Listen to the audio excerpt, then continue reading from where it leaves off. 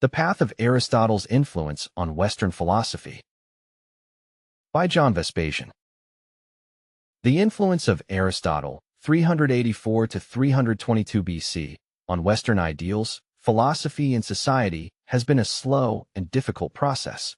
I tend to choose direct ways when it comes to business, learning, and problem-solving, but Aristotelian ideas survived and spread only indirectly. Before Aristotle's works became popular in 12th century Europe, they had been preserved in Eastern countries.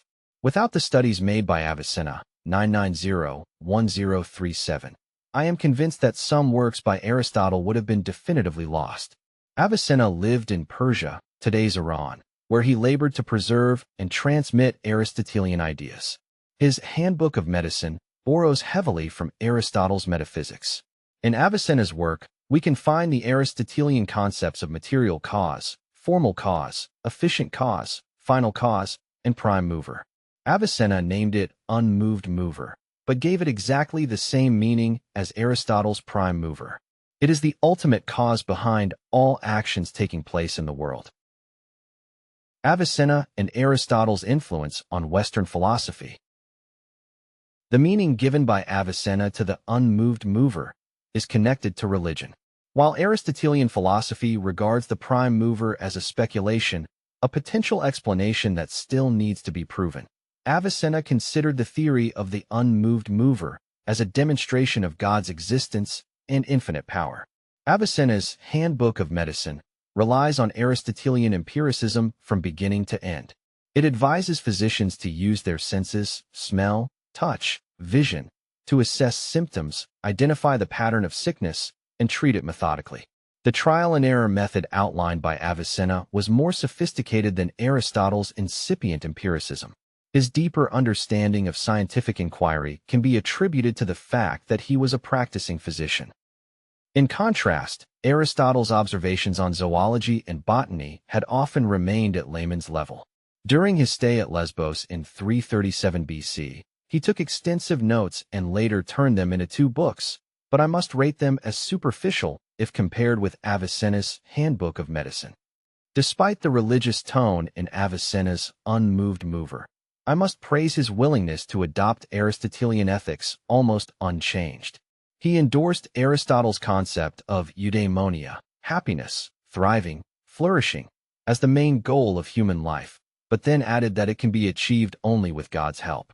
When Aristotelian philosophy spread into Western schools, monasteries, and universities a century later, few scholars dared to regard eudaimonia as the goal of human life. By that time, Aristotelian morality had already been blended with the Bible. What about the rest of Aristotelian philosophy? Avicenna also employed Aristotle's golden mean to define virtue.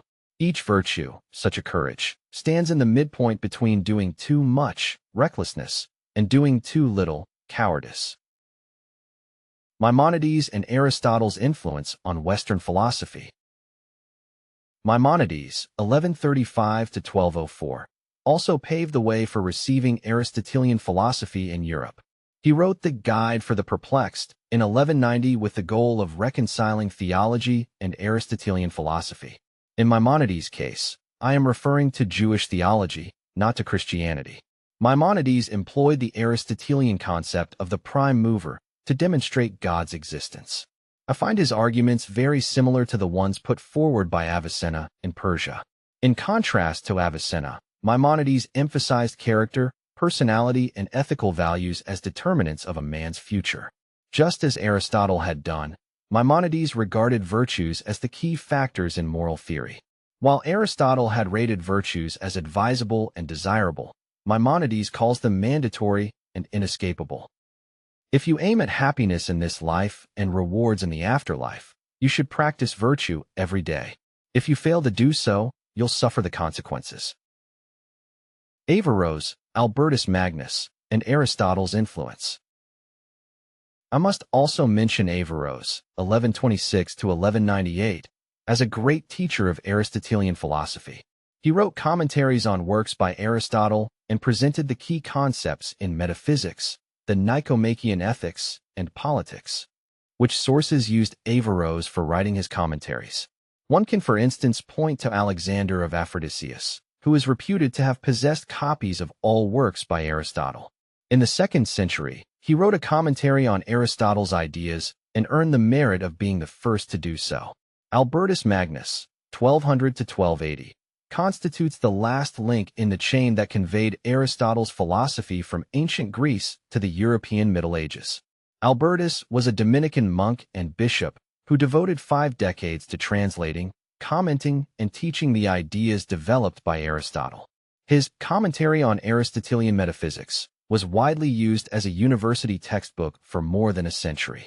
It gives a great introduction to Aristotle's ideas, but its scope is narrower than Summa Theologiae by Thomas Aquinas, 1225 to 1274.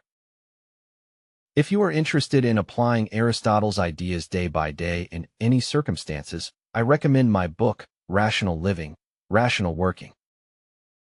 For more information, go to johnvespasian.com.